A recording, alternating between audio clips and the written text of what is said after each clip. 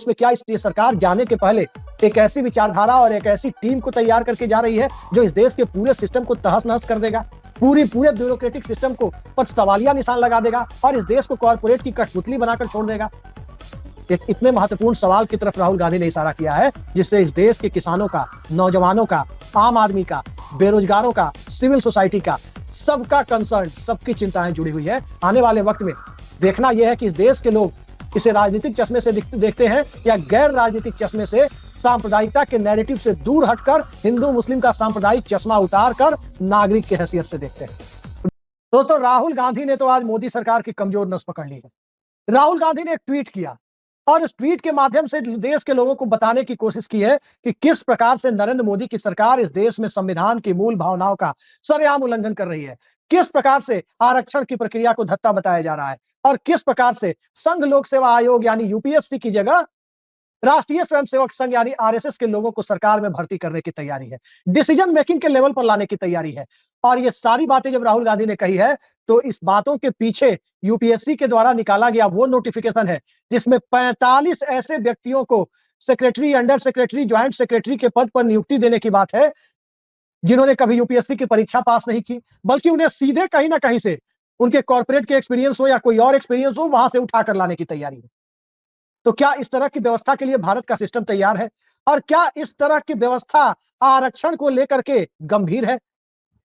कई सारी बातें राहुल गांधी ने अपने ट्वीट के माध्यम से कही है और उसके बाद से जो परिस्थितियां उत्पन्न हो रही है, उन परिस्थितियों में साफ जाहिर होता है कि भारत की सरकार आरक्षण को लेकर, अलग अलग तबके के आरक्षण को लेकर, चाहे वो जनरल कैटेगरी के गरीबों को दिया जाने वाला ईडब्ल्यूएस आरक्षण हो, इकोनॉमिकली वीकर सेक्शन वाला, चाहे वो एसटी, एसटी, ओबीसी का आरक्षण हो, हर तरह के आरक्षण की प्रक्रिया के प्रति बहुत ज्यादा सम्मान नहीं रखती। तभी 45 ऐसे लोगों की नियुक्ति की वैकेंसी निकाली गई जिसमें कोई आरक्षण की चर्चा नहीं है, कोई अकाउंटेबिलिटी जैसी चीज नहीं है कि ये कितने दिन नौकरी करेंगे और फिर उसके बाद यदि किसी महत्वपूर्ण फाइल पर सिग्नेचर करके चले गए, कोई घोटाले की खबर अगर सामने आई तो पकड़ा किसे जाएगा।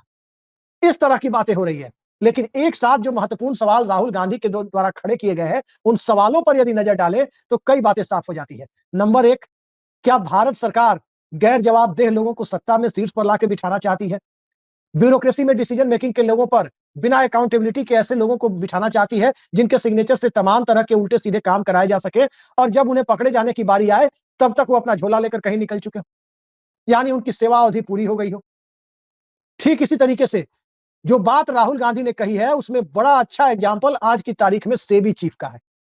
सेबी की चीफ माधवी बुच पहली ऐसी अधिकारी है जो यूपीएससी के द्वारा सिलेक्ट नहीं की गई, बल्कि वो कहीं कॉर्पोरेट में नौकरी करती थी और उन्हें उठाकर लाया गया। और फिर उनका और विनोद अडानी की का क्या कनेक्शन है, किस प्रकार से अगोरा एडवाइजरी के साथ उनका कनेक्शन है और किस प्रकार से अगोरा ग्रुप का कनेक्शन अडानी ग्रुप के साथ कथित तौर पर हिंडनबर्ग की रिपोर्ट में आया है। ये सारी बातें जब एक साथ दिखाई दे रही है और अब तक सेबी की चीफ माधवी बुच का इस्तीफा नहीं होना, ये सारी बातें एक तरफ इशारा करती है कि कुछ तो गड़बड़ है। तो क्या एक साथ 45 माधवी बुच को तैनात करने की तैयारी की तरफ राहुल गांधी ने और उसके खतरे की तरफ आगाह किया है? दरअसल इस देश का सिस्टम या पूरी दुनिया में कहीं का भी सिस्टम जो लोकतांत्रिक प्रक्रिया से आता है, डेमोक्रेटिक सेटअप के तहत चलता है, उसमें अकाउंटेबिलिटी, जवाबदेही बड़ी चीज होती है। हर व्यक्ति की जवाबदेही फिक्स होती है। जवाबदेही फिक्स नहीं होती तो लालू यादव के को चारा घोटाले के मामले में सजा नहीं होती। जवाबदेही फिक्स नहीं होती तो इस देश में सुखराम को और उनके साथ के लोग पकड़े नहीं जाते। जवाबदेही फिक्स नहीं होती तो इस देश में अलग अलग राज्यों में तरह तरह के जो ब्यूरोक्रेट से लेकर राजनेता तक और सिस्टम से जुड़े हुए तमाम ऐसे लोग जो किसी ना किसी रूप में सिस्टम को इन्फ्लुएंस कर रहे, अपने रसूख के द्वारा प्रभावित करने की कोशिश करते हैं, वो पकड़े नहीं जाते, वो कानून की जद में नहीं आते। तो क्या ऐसे लोगों को सरकार लाने की कोशिश कर रही है जो कानून की जद में ना आए और जो भी गड़बड़ करनी है वो करके चले जाए? कई सवाल एक साथ खड़े हो गए हैं।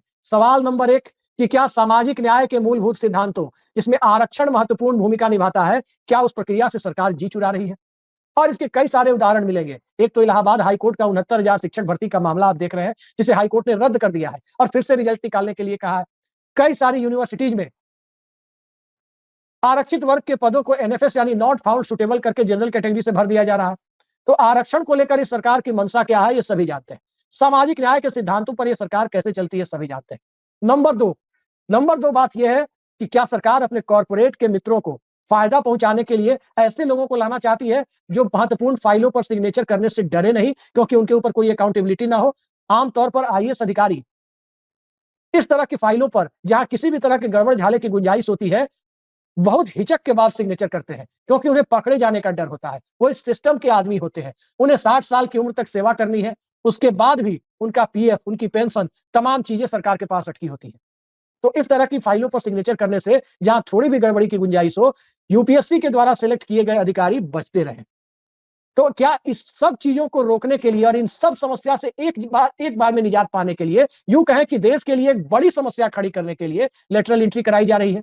सीधे सीधे लोगों को secretary, joint secretary, deputy secretary appoint कर दिया जाएगा। और जो इशारा राहुल गांधी ने किया है कि एक खास विचारधारा के लोग, जी हाँ, तीसरा महत्वपूर्ण पहलू राहुल गांधी के संदेश से यह निकलता है कि एक खास आइडियोलॉजी के लोग, जो बंच ऑफ थॉट को मानने वाले लोग हैं, जो इस देश में लोकतंत्र की विचारधारा और समता की विचारधारा को समरसता का नाम देकर कहीं ना कहीं क्रश करने की, उसे दबाने की कोशिश करते हैं, क्या उस तरह के लोगों की ही एंट्री की जाएगी? विवेक देवराय का नाम आपको याद होगा। विवेक देवराय प्रधानमंत्री की आर्थिक सलाहकार परिषद में रहे, नरेंद्र मोदी के प्रधानमंत्रित्व काल में आर्थिक सलाहकार परिषद में। और विवेक देवराय ने तो भारत में संविधान में ही बदलाव की, संविधान ही बदलने की वकालत एक आर्टिकल के माध्यम से कर दी थी। तो क्या विवेक देवराय टाइप लोगों को सरकार बहाल करेगी? ये सवाल आज की तारीख में सबसे बड़ा सवाल है। और इसलिए बड़ा सवाल है क्योंकि कुछ कुछ महीने पहले आप सबको याद होगा कि इस देश में संविधान की मूलभूत संरचना को बनाए रखने में, संविधान की शुचिता को, पवित्रता को बनाए रखने में जो सबसे बड़ा लैंडमार्क जजमेंट है, जिसे केशवानंद भारती जजमेंट के नाम से जाना जाता है, उस जजमेंट के ऊपर सीधे सीधे नरेंद्र मोदी की सरकार के दौर में जिन्हें उपराष्ट्रपति बीजेपी के समर्थन से चुना गया, वो जगदीप धनखड़ उस केशवानंद भारती जजमेंट पर ही सवाल उठाने में लग गए। उसे वो अव्यवहारिक बताने की हद तक चले गए। कौन सी ऐसी बात कह दी थी केशवानंद भारती जजमेंट ने? उसने यही कहा था ना कि संविधान के मूल ढांचे में परिवर्तन नहीं हो सकता। मूल ढांचे क्या होते हैं? मोटे तौर पर यदि बात करें तो मूल अधिकार, संसदीय व्यवस्था, राष्ट्र का धर्मनिरपेक्ष स्वरूप, नागरिक स्वतंत्रता, संघीय ढांचा, यही मूल अधिकार है। जुडिशियल इंडिपेंडेंसी यानी न्यायिक स्वतंत्रता, यही सारे 5-6 चीजें और कुछ और चीजें हैं जो मूल अधिकार है। तो क्या इस देश में न्यायिक स्वतंत्रता ये मूल अधिकार का विषय है, तो ये मूल ढांचे का विषय है, तो क्या इस मूल ढांचे को खत्म कर देना चाहिए? न्यायिक स्वतंत्रता को कंट्रोल करने की कोशिश किसी सरकार के द्वारा होनी चाहिए? क्या संघीय ढांचा खत्म कर देना चाहिए? क्या मूल अधिकार खत्म कर दिए जाने चाहिए? और क्या इस देश में अल्पसंख्यकों के अधिकार भी खत्म कर दिए जाने चाहिए? आखिर ऐसी कौन सी बात थी जिसे जो जगदीप धनखड़ को खटक गई, उन्हें नागवार गुजर रही थी कि उन्होंने केशवानंद भारती जजमेंट पर सवाल उठाया था? आखिर ऐसी कौन सी बात है जो विवेक देवराय को ना भारतीय संविधान में नागवार गुजरी, जिसे वो संविधान बदलने की बात कर रहे थे? जब इस तरह की बातें होंगी तो इस देश के वोटर्स का बहुत बड़ा तबका जब भी चुनाव आएगा, संविधान बचाओ के नारे और नैरेटिव के साथ जाकर मतदान करने को मजबूर होगा। यही उत्तर प्रदेश में अधिकांश सीटों पर हुआ और आने वाले वक्त में पूरे देश में इस तरह की चीजें हो सकती है। और इसी तरफ इस लेटरल एंट्री के मुद्दे को लेकर, यूपीएससी और आरएसएस को लेकर के, दोनों के दोनों की भूमिका को लेकर के जिस प्रकार से राहुल गांधी ने सवाल खड़े किए हैं, वो सवाल इस देश के नौजवानों के भविष्य से जुड़े हुए हैं। टिफिन खा के दिन भर में 24 घंटे में कई सारे स्टूडेंट्स को हम लोगों ने देखा है एक टाइम खाना खाकर यूपीएससी की तैयारी करते हैं। पूरे देश भर से आए हुए लड़के राजेंद्र नगर, मुखर्जी नगर, इलाहाबाद, पटना और देश के अलग अलग हिस्सों में तैयारी करते हैं। तो उनकी तैयारी, उनकी मेहनत एक तरफ, और सिलेक्शन ले जाएगा कोई लेटरल एंट्री वाला, तमाम आरक्षण की प्रक्रिया का पालन नहीं होगा उसमें। तो फिर इस देश में कौन सा लोकतांत्रिक ढांचा है? कौन सी भागीदारीपूर्ण लोकतंत्र की बात की जा रही है? इसी तरफ राहुल गांधी ने अपना ध्यान दिलाया है और यह मुद्दा अब साफ जाहिर होता है कि नरेंद्र मोदी सरकार के लिए गले की हड्डी बनता जा रहा है, चाहे चुनाव हरियाणा का हो। विनेश फोगाट अकेला मुद्दा नहीं है। महिला पहलवानों के मुद्दे पर विनेश फोगाट ने जमकर प्रदर्शन किया था। सरकार के समर्थक एक सांसद, बीजेपी के एक सांसद जो रेसलिंग फेडरेशन पर हावी थे, उन्हें हटाने के खिलाफ अपनी ताकत लगाई थी और नौबत यह आ गई थी कि सुप्रीम कोर्ट के आदेश से एफआईआर तक दर्ज हुई, अन्यथा एफआईआर तक नहीं ली जा रही थी। तो विनेश फोगाट हरियाणा में अकेला मुद्दा नहीं है, मुद्दा अग्निवीर भी है। और अग्निवीर के साथ साथ अग्निवीर की तर्ज पर जो अलग अलग जगहों पे बहाली करने की कोशिश हो रही है, वो भी मुद्दा है। मुद्दा बेरोजगारी है तो किसान है। और सारे मुद्दे एक साथ जब इंटरलिंक्ड होते हुए, जब जुड़ते हुए सारे मुद्दे दिखाई दे रहे हैं, तो राहुल गांधी ने सीधे सीधे आरएसएस का नाम लेकर के और यूपीएससी को ही कटघरे में खड़ा करके एक नई बहस की शुरुआत की है, एक नए विमर्श की शुरुआत की है। लेकिन उसके बाद क्या?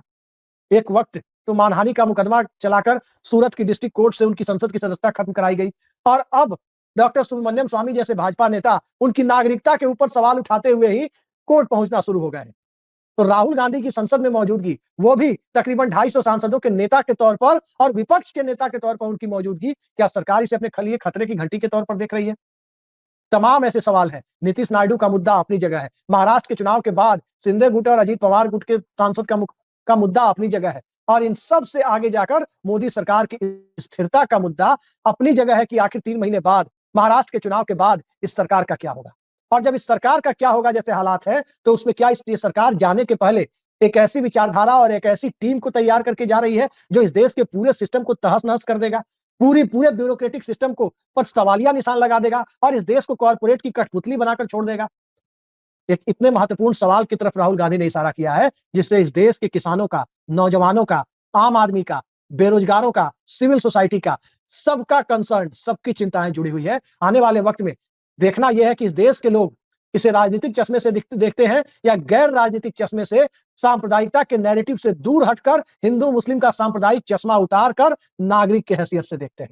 तो देखते हैं आने वाले वक्त में जो भी होगा और जिस प्रकार से विमर्श का स्तर बदलेगा। हरियाणा का चुनाव, जम्मू कश्मीर का चुनाव इसका पहला लिटमस टेस्ट है। झारखंड और महाराष्ट्र दूसरा लिटमस टेस्ट है और इन 2 लिटमस टेस्ट में यदि मोदी सरकार फेल हुई, तो ये लेटरल एंट्री वालों के पहले ही शायद ये सरकार ही चली जाए। देखिए, मुद्दा तो महत्वपूर्ण राहुल गांधी ने उठा दिया, लेकिन इस मुद्दे का असर जो सीधा जनता से जुड़ा हुआ मुद्दा है, जनता के बीच किस स्तर पर होता है, ये देखे जाने वाली बात है।